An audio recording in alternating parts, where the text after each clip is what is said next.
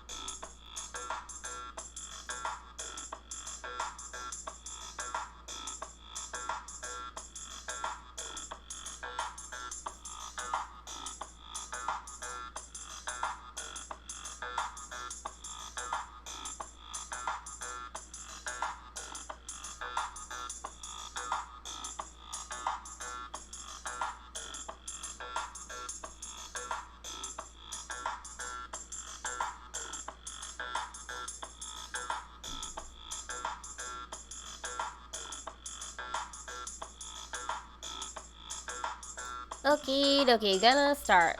Hey friends. Hello! How are you? I hope you are well on this Wednesday. Welcome back to Attack the Pantry. I am Jenn de Vega. This is a stream about ingredients and cooking techniques and answering your cooking questions and recipes to help you cook for yourself during quarantine and, you know, the rest of your adult life. Last time here we talked about polenta, what you can do with it, olives, and radishes. You can watch all of the past clips here on my channel if you click on videos, and the entire archive is uploaded to youtube.com/JENNDLV. Make sure to subscribe there. I also stream about zines on Sunday, zines and cookbooks lately. That's Sundays at 12 p.m. Eastern, depending on if I'm tired or not after an event. But yeah, it's a good time. I'm a Twitch affiliate, and it's September. It's the last week of September. Twitch subscriptions are 30% off for all creators right now. So now's a great time to support people and get a little bit of a discount. But anyway, your subscription goes toward like a weekly, affiliate spare change. It's kind of like a tip jar every week, but it renews every month, and so you can change your subscription every month to someone else or keep supporting the same people. But anyway, if you have an Amazon Prime account, you can actually get a free Twitch subscription and connect your account and support people that way, which is really cool. Hello. Hi, everybody. Say hi in the chat so I know you're here. How is your Wednesday going? So there's lots of lovely links below the video. Those are all the ways that you can connect with me, ask me cooking questions when I'm not streaming, and other ways you can support the work that I do. I make a lot of stuff. On Monday, I had a new skate video. I'm already to number 32, which is kind of crazy to me. That one is all about wearing knee pads, which is a new development in my life. We have a new episode of Float Chatty coming out this Friday. Float Chatty is the behind-the-scenes talk show for Float City, which is the Stillfleet mini-series podcast that I'm on. We recorded a new episode last night, and we deal with time shifting and uncertain terrain. It's really, really fun. What else is happening in my life? On Patreon, I have a new recipe that's going to go up later today. A recap of Jen Schiffer's Live Laugh conference, where I made like a video about analytics. It's not as dry as it sounds. It's kind of funny. There's a recipe on my Patreon for pastrami sprinkle. There's an infographic that I made inspired by one of the previous streams we had. It's an infographic about the difference between herbs and spices. I have a new ingredient column that you can read for free on Patreon, and it's all about dashi, which is a type of broth. Yes, really, really fun. Brandon, what's up? Great to see you. What else is happening? I'm gonna have another Netflix party if you want to put it on your calendar. October 8th at 8 p.m. We're gonna finish season 1 of Ugly Delicious. So if you don't know what a Netflix party is, it's this extension you can get. They actually have their own Patreon, which is cool. But it's an extension where you open a Netflix show on your computer, and then you hit the extension, and it generates a link so that other people can join and chat along with you. So it's been really fun watching David Chang's show, Ugly Delicious. I mean, I have my own little criticisms about the show itself, but the experience of watching a food show with other people, we can collectively drool and be inspired for what we're cooking the next day. So it's really fun. Save the date, October 8th at 8 p.m. I will happily share the link with you over DM or if you join my Patreon.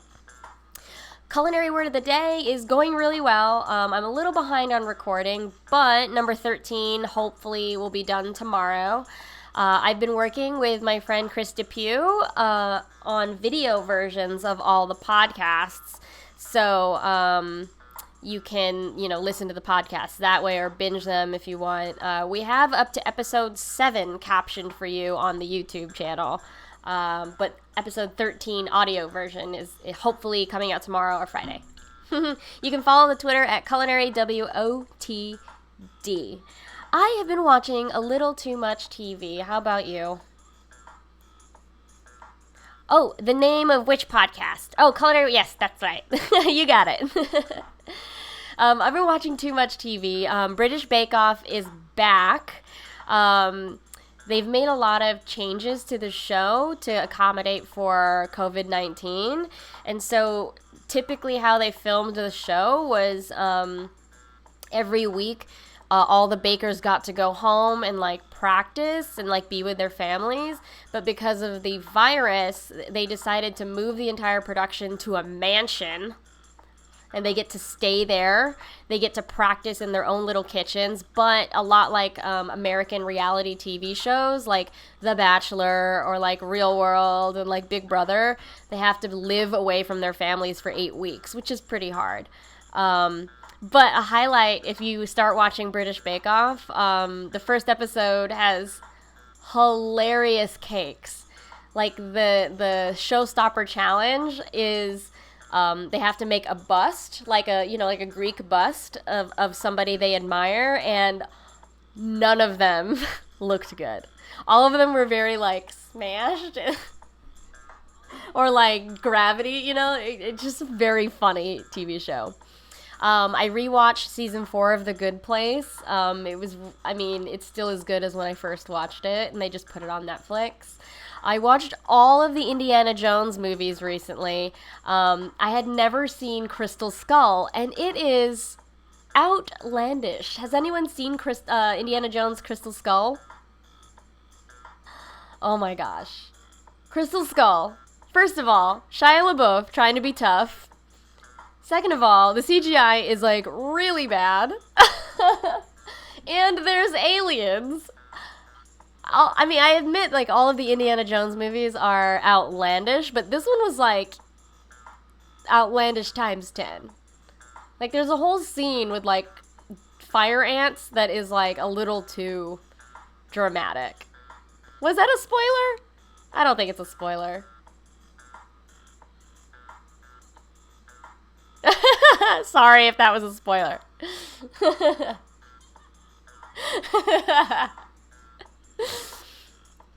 I also watched Back to the Future 2 and 3. I remember the first one pretty well, but I think I've only seen the second one once ever, and then the third one I watched a million times when I was little. But it was really great to revisit. You're never gonna see it anyway, alright. It's a good, background as you're doing other things kind of movie. You don't really have to pay attention. All right, let's check out what people have been up to this week. If you'd like to be featured on the stream here, all you have to do is tag me on Instagram. That's Randwiches on Instagram. Or send me your food photos on Twitter, either publicly or over DM. I love showing off what people are cooking or cool things that you see at the store, or even stuff that just relates to my life. You'll see what I mean in a second. So let's see what people sent me this week. My Uncle Dan, this is really cool. My Uncle Dan loves cooking, and he's a huge barbecue enthusiast. And this week he made a ton of Filipino pork marinade, which is like sugar-based and fruit-based. And next to it is achara, which is a papaya pickle that I've been writing about on Taste Cooking. So if you go to the recipe website Taste Cooking and search for my name, you'll be able to see like a whole story that I wrote, an essay about how papaya pickle came to be in the Philippines as an unlikely source, India, which is really cool. But he was showing off the achara that he made over the weekend for a barbecue. And this recipe is special because I had my Auntie Minda, like last year when she was living in Queens, come over to my house to teach me the family recipe. So my great-grandmother, this is my great-grandmother's recipe that I published on Taste Cooking. So if you want to check that out, I will happily tweet out the link later. It was Dylan's birthday last week, and so he treated himself to an overnight, like, cabin in the woods by himself, I think in the Catskills, and he did this open fire grill. Look at how beautiful it is. I want to have one of those. Yeah, he did open fire cooking and made a steak for his birthday. That sounds like a great birthday, doesn't it? Oh, yeah, thank you. There's the link in the chat. Thank you, thank you, thank you. This is kind of like a good, like this photo is good vibes for that game I'm going to play later, which is called Night in the Woods. Appropriate. Vance went on an adventure to Roland Roaster in Sheepshead Bay. If you live in Brooklyn or in New York, this is a little bit out there. It's near the end of the Q line on the subway, which is south Brooklyn by the water. This is on your way to Coney Island, if you're familiar with the geography here. But this restaurant is stuck, like, in the 60s, 70s. It's got this terrible, like, logo outside with this busty blonde woman on roller skates, because previously, it was like a 50s style place where you would order from people who were, on roller skates, like going out to the parking lot, taking your order and like roller skating the food out. But they don't do that anymore. But they're famous for their roast beef sandwiches that are very, very close to Arby's roast beef sandwiches. These are slightly better. It's a really funny menu if you Google it. They have like all this, affordable kind of semi-fast food. It's like fast casual. It's the kind of place where they announce the order on a microphone to the back of the house. And, but so it's like fast casual, right? You can zoom in and see the prices here. Fries are like $2.95. And then on the side, they serve beer and like Dom Perignon, which is a champagne. So it's very weird. It sounds like really, mafia to me. If there's like roast beef sandwich, and then let me get a bottle of champagne too. It's a relic. I love it. It's delicious. They have these circular fries. They're not quite waffle fries, but I love them with nacho cheese sauce smothered all over it. It's great. It's a great time. If you want to go back in time, go to Roland Roaster. I think they have like an 80s commercial on YouTube also that you can check out. My friends Kate and Anthony ordered some mooncakes from somebody on Twitter named Corgi and Pup, who is delivering in Brooklyn. So I think these are lotus seed mooncakes. I don't know the significance behind mooncakes or what they are exactly celebrating, but maybe that's for a future stream that we can look that up and tell some stories about mooncakes. But I'm excited to eat them. I will eat it after this stream. So this is what I mean about sharing images and clips with me that are relevant to my life. So a lot of you know that I've been learning how to skateboard during the pandemic. New York has closed off a lot of streets here so that people during the day can like walk their dogs, play with their kids in the street, and for me to skateboard. But just in the last week, 3 people DM'd me or texted me that they started skateboarding. So this is like really, really great. I would love to see videos of y'all skating and learning. It helps me, it's motivating, and it's just really cool to like build this kind of like noob, community around like a very difficult thing when you're kind of older. So like I'm 36 and it's a little painful when I fall down, but if I'm not suffering alone, it's very motivating. But JV found a skateboard at home and was showing me a trick. It's a good trick. And then Matt got a skateboard also. Oh, it's really blurry. And his cat Henry does not like the skateboard, as you can see. We'll replay that one for a second. Sorry, Henry. He don't like it.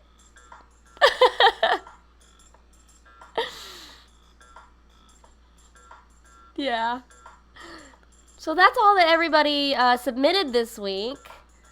Let's see what I've been doing this week. If you'd like to be featured on the stream, just tag me on Instagram. Again, that's Randwiches here. Or on Twitter, or you can DM it to me.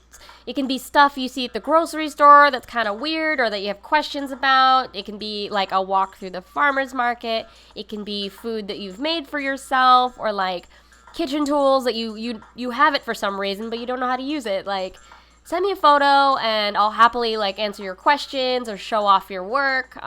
This is all really fun for me. I love seeing what people are cooking, and I really love it if my advice helps you. So like definitely show and tell, and I'll happily like put it on the stream next week.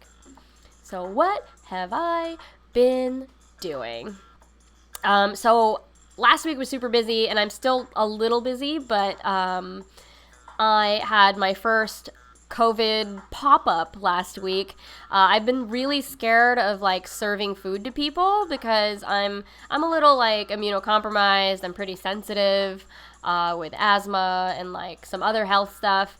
So I've been really like cautious about where I go and who I see. Like I'm always very like socially distanced.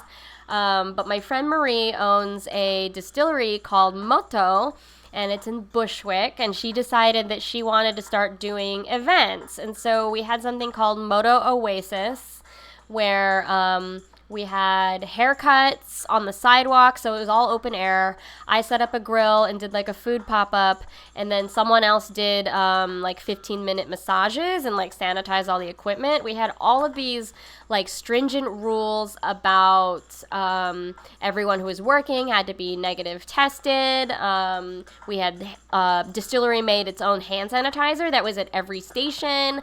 I wore gloves, I wore masks, like it felt really safe, and we put out little barrels that people could sit on in little like 6-foot apart pods on the sidewalk. So it was really fun and totally safe, like, and great. I ended up selling out of my first menu, and I put in an emergency order of like food just in case there was a lot of people, but I came back the next day and sold all of that. So I was really, really grateful for everybody that stopped by. I had the best time. Oh, and speaking of dogs, like you're saying in the chat, Marie makes these things called popsicles, and she only sells them for $1. It's frozen bone broth with a bit of beef on the end, and she has so many videos of dogs eating the popsicles. It's like the best thing ever. I'll try to download a video and share it next time. But here's some stuff from the pop-up. I grilled whole heads of oyster mushrooms. They were marinated in miso and some cooking wine, and you can see that I've brushed on some more miso and black sesame seeds and regular sesame seeds. So they're grilled to get a little bit of char on the outside, but then I cut the lobes apart so that they're still a little soft on the inside, and then they get tossed with more of that miso marinade, and then it was served over these Burmese tofu flans. These were a hit. I really, really love making this protein. I'm not a fan of seitan or like other fake meats, but I think Burmese tofu has its own like class of protein. But this was like delightful. These are green curry flavored with a little bit of thyme pressed into the tops. And so I would serve like these little flans and then put the grilled miso mushrooms on top. And oh my goodness, it was so good. It was so good. I was really proud of this dish.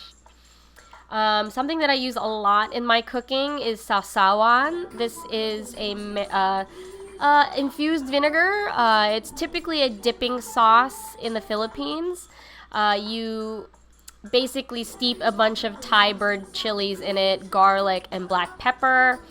There are some versions that use calamansi juice or lemon juice. They switch out the vinegars, but I used sugarcane vinegar for this. And I use it as dressing for my slaw, a dipping sauce for egg rolls. It's so versatile. I love it. I have a free recipe on Thrillist for sausawan. So if you want to check that out, you can go to Thrillist, search for my name. And it's under an article called three wing dip sauces. You get 3 recipes for free. Great. I also hand stuffed my own sausages for the event. So this is longanisa. It's usually they're served in like a very squat, like small breakfast sausage, but for the purposes of the barbecue, I made them into like hot dog size and served them on Portuguese rolls.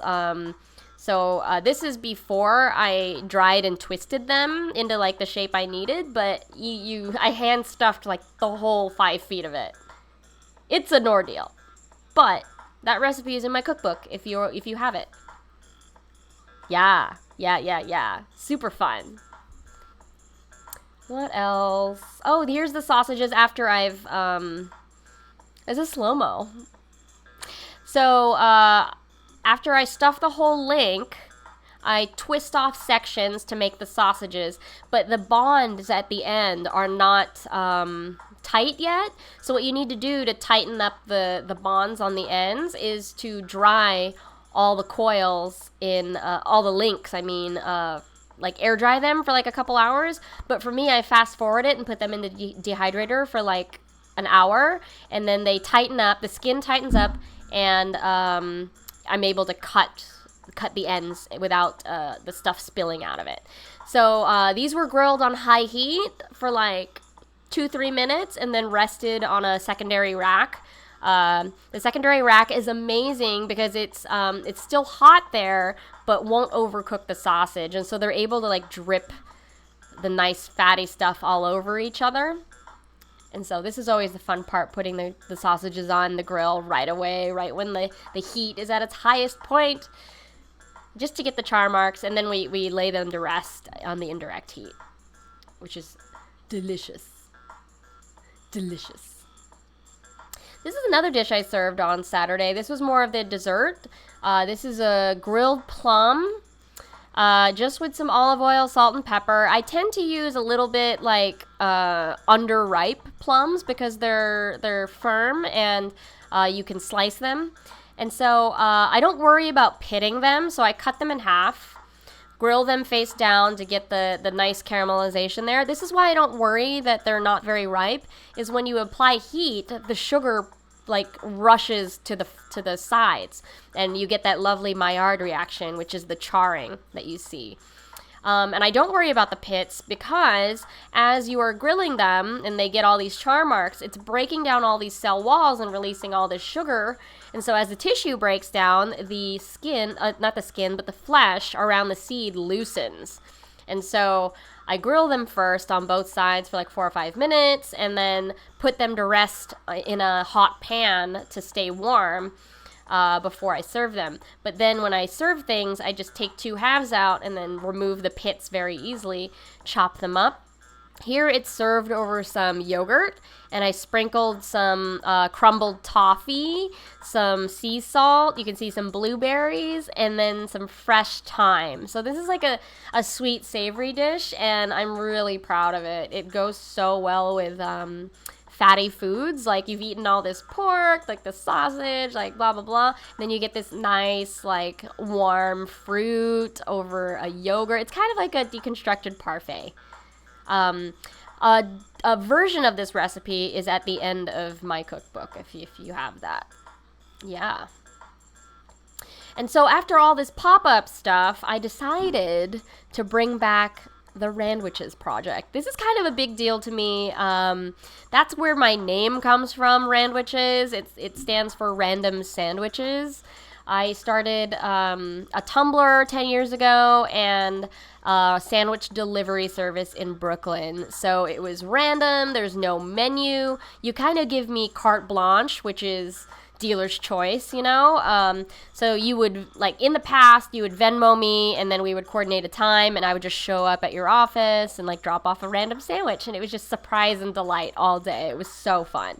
So the new version of this, I've updated my website to reflect it. So now I have like a web shop, and I'm planning a daily drop at McGolrick Park, which is near my house. So you can check my Twitter for my daily schedule, but tonight is kind of my first delivery session again.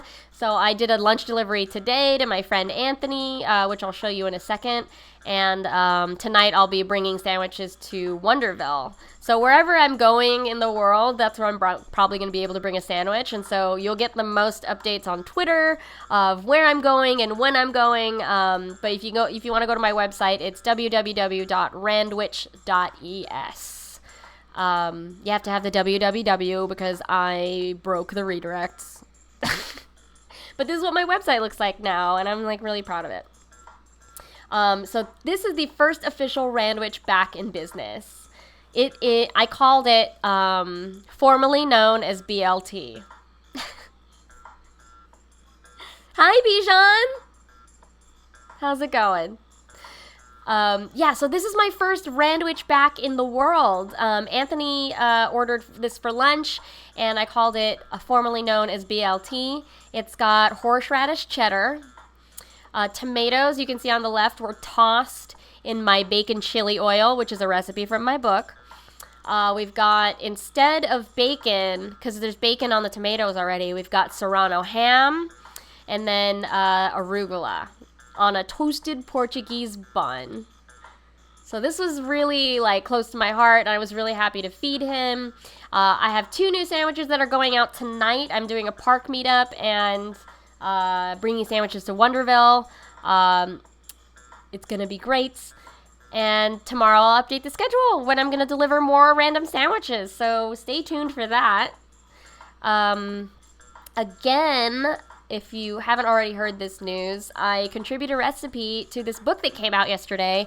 It's called Sheet Pan Chicken. It's on Crown Publishing. 10 Speed Press, which is under Crown Publishing. It's by my friend Kathy Irway. And we met during cooking competitions, and she actually references it in the book. My recipe is on page 51. It's for a flattened chicken with a fishy ginger garlic butter stuffed underneath the skin, so it gets all crispy. It's very hearty and it's very Game of Thrones. I'll share the photo later on Twitter. But this book is only $18.99, and it's great for people who don't have a lot of time, who are new to cooking. The whole concept is divided into only 3 chapters. It's fast, things that take a little bit longer, like Thanksgiving level, and then side dishes. So it's really easy to understand. It's very diverse, and I'm super proud of the contributor team. So The other people that also contributed recipes besides me are like Vaughn Diaz, who wrote a cookbook called Coconut and Collards, which is about Puerto Rico, and then Melissa Clark, who is from the New York Times. But yeah, it's really, really cool. I'm so excited and so proud to be part of this book. And really nerdy thing, all the typefaces and like book design is all like chicken colors, if you can imagine what that is. Like, so there's maroon, there's like tans, there's varying like roasty browns, but it works and it's really pretty. So that's what I've been up to this week. Let's see. How is everybody doing? I know that last night, was difficult, but Bijan and I were recording a podcast, so we missed most of what was happening, but I think you still watched the end. Is that right?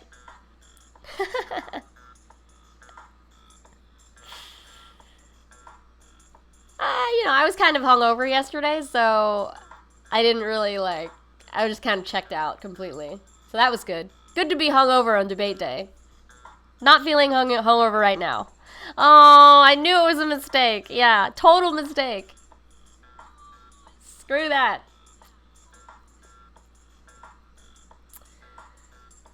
Oh, yeah, very bleak. Very, very bleak. So, we got one cooking question today. So the plan, this is a new format of what I'm trying out here on Twitch.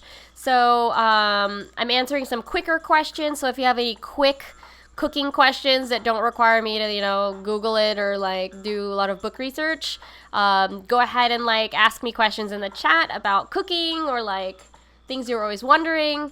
Emily texted me a question that I'm going to answer. And then after that, we're going to do our fun, chopped exercise where we're pretending we have, a basket full of ingredients and we try to work together to figure out dishes.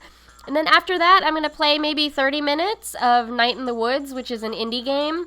I've already, played for an hour, and so we're at the part where the character is about to go into the woods. So, if you're new to the game, please join me later for that. Yeah, no, I am looking for suggestions. Bijan just said, I would absolutely love to see you break down video game food and how to make it. That is something I care about. Yeah, that is something that I would love to do. I was obsessed with the Skyrim food and the Fallout food. Those are things that I would love to do. So if y'all have suggestions for food in games, I'll check it out, do my research, and try to break it down. That'd be dope. Yeah, for sure. We've gone from floor turkeys and Gauntlet to Breath of the Wild. For sure. I have actually never played Breath of the Wild, and I heard the cooking in it is, amazing. I would just play Skyrim and talk about food. You need a whole nother gaming computer for that. I don't think this little thing can handle it. It's only indie games for now. I might invest in a console. You're right. This is a great idea. Bijan. Thank you. Well, let me answer Emily's question first, and then we'll get to the game stuff. Emily texted me, do you have any sources for curry leaves? Emily, just giving you some context, works for Brooklyn Deli. It's spelled deli like the Indian city.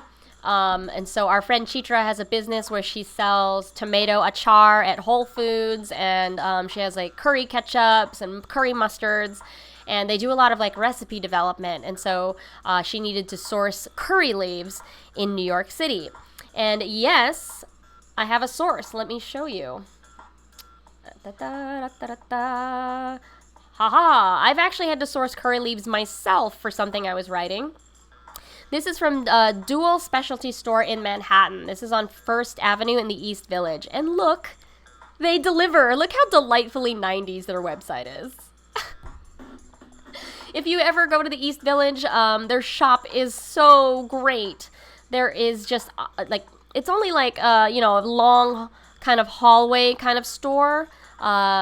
But everything is just very cleanly organized. They have bulk lentils. Everything is vacuum sealed. They have like all kinds of nuts, every dried fruit, and a lot of like Indian specialty. So I got fresh curry leaves. You can get kaffir lime leaves. I think they deliver locally here in New York too. So if you're thinking of doing some Indian cooking, you can get your whole pantry from this store, which is dope. Right? But let me tell you about curry leaves before we move on. This is what they look like. Aren't they cute? Have you ever had curry leaves, my friends? So the nomenclature is Murraya konigi. It's tropical to it's native. It's a tropical plant that's native to Asia. That's where I was going. It's in the family Rutaceae, the rue family, which includes citrus and satinwood. And that gives us the origin of the name rue, or Ruth. It's from the family of citrus trees. That's kind of dope. So they're used in many dishes in the Indian subcontinent. They're often used in curries. Let's see. They're also referred to as sweet neem leaves, Neem. And the name comes from Johann Andreas Murray, a 1700s botanist who studied under Carl Linnaeus. He became a professor of medicine with an interest in herbalism at the University of Göttingen in Germany. Interesting. So they're mostly used in South and West Indian cooking. They're usually fried in vegetable oil with mustard seeds and chopped onions, kind of like a mirepoix. Like in French cooking, mirepoix is the starter vegetables, like the carrots, the onion, and the celery. But in Indian cuisine, the mirepoix is vegetable oil, mustard seeds, and chopped onions. There are a lot of that version of things in a lot of cuisines. So, for example, sofrito is like a very common mirepoix in Latin American cuisine. I don't know what the Filipino version would be. Probably vinegar and soy sauce and bay leaves. In Cambodia, curry leaves are roasted and used as an ingredient in soup called maju krung. That's dope. I want that. In Java, they're used to stew in gulai. Sometimes they're dried, but whenever you dry anything, this goes for any herbs and spices, whenever you dry them, the aroma and flavor is not as potent as when it's fresh. Furthermore, curry oil can be extracted and they use it to make scented soaps. Pretty. Very nice. They look like bay leaves, but they have a very distinct curry-like aroma. And my favorite dish is cashew curry. You fry up the curry leaves until they're crisp, and then saute some cashews, and then have that with mustard seed, onion, over rice. So easy. Oh, are you picking up your CSA? Bye, Martin. Sorry, there's a little bit of feedback. Yeah, so that is curry leaves. Thanks, Emily, for asking that question. Hope you catch us on the replay. So friends, there's this fun thing that we like to do on the stream, which is pretend that we're on Chopped. So if you're in the chat, name like 2 or 3 ingredients that we put in our Chopped basket, and then we can work together to come up with dishes and ideas. Like, the whole exercise is to show us how far we can stretch ingredients and what is possible, or maybe it will inspire your dinner. You're lurking. Bijan, name an ingredient. Just help me out for 1 second. Let's start with curry leaves. We've got curry leaves. And I don't know. What other ingredients should we use? While you do that, I will drink some water.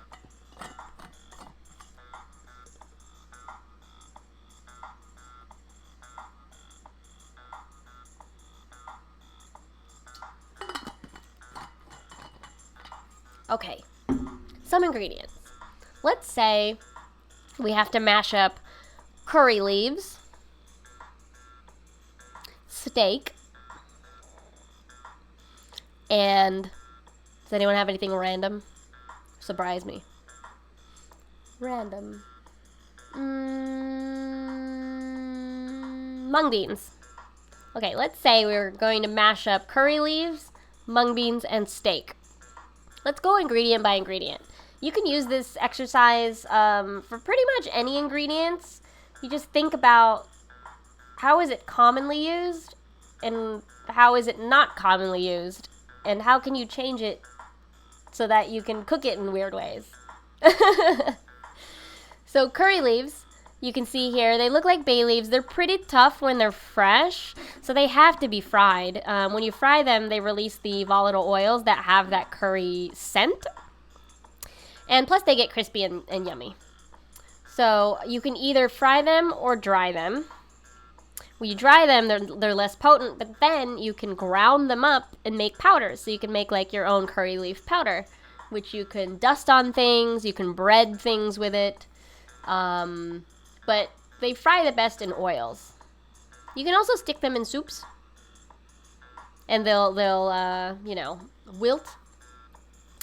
You can also, what else can you do with curry leaves? I don't know, I kind of just like them simply fried. Steak, we can do so many things with steak, especially if it's like a high grade, like super fresh, locally sourced steak. You can chop it up to make tartare, or what's the Japanese version of tartare? I forget the name of it. But all kinds of raw preparation. And then we can, of course, grill it. We can fry it. We can make carne asada. We can make a curry leaf carne asada. That sounds so good. Oh my gosh. So steak, there's lots of ways to cook it. But I think one that's out of left field would be to make jerky with the steak. Curry leaf jerky, right? And then from there, you can make sung, or beef sung, which is beef floss. So there's pork floss, which is very common in Chinese cooking, but you can still do it with beef as well. So you can make beef jerky and then shred that, and so it becomes beef floss, which is a garnish for buns or sandwiches or rice. Very good. A recipe that I haven't tried yet is biltong, which is more of a Southeast Asian, I believe, or native meat dish. I don't know. And the last ingredient, mung beans. So mung beans operate pretty much like regular dry beans, except that they have a different flavor profile and they're smaller. So you soak them before you cook them. You can make falafel out of them. You can make them like lentils. You can have them as a side. We can do like curry carne asada tacos with like a mung bean paste. Like instead of refried beans, we use mung beans with cumin. That'd be good. We could do a falafel sandwich, so like a beef shawarma situation with mung bean falafel. We could do mung bean dip nachos with steak on top. Slant it in the Indian way by using curry leaves. Yeah, super good. All these are great ideas. If you have further ideas, you can totally tweet me later or comment on YouTube during the replay. It's great. All right, so that's all about curry leaves, steak, and mung beans. Friends, let's get to the game. I'm going to turn off my music. I actually have to deliver some sandwiches in 30 minutes, so I'm going to set a timer for myself. I'm only going to play for like 30 minutes. But let me open Night in the Woods first.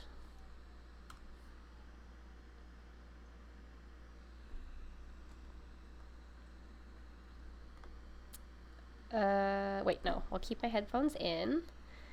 So where's Night in the Woods? Wait, no, we'll keep my headphones in. Sorry for the feedback. Where's Night in the Woods? Wait, no, we'll keep my headphones in. Sorry Sorry for the feedback. Sorry for the feedback. Okay, Night in the Woods is opening. Okay, Night in the Woods is opening. Oh, my audio got messed up. Okay, Night in the Woods is opening. Oh, my audio got messed up. Oh, shoot. Okay, I'm gonna stop streaming. I'm sorry. I'll be right back.